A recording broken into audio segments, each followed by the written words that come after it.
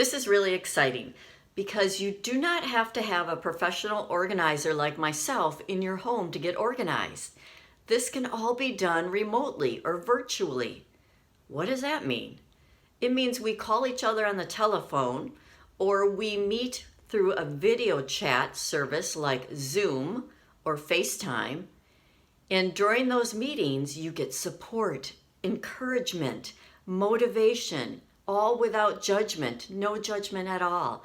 So you're able to move forward and regain control over your space. Let go of clutter. Make decisions about things. Should I keep it? Should I let it go? What if I want to keep it because I really like it? We talk through situations like that, and then you're able to make decisions easier.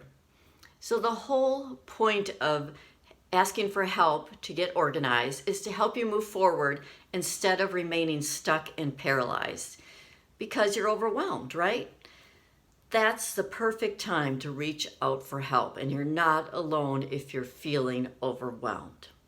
So give me a call and we can talk about this. You can hear more about it, see if it's something that interests you.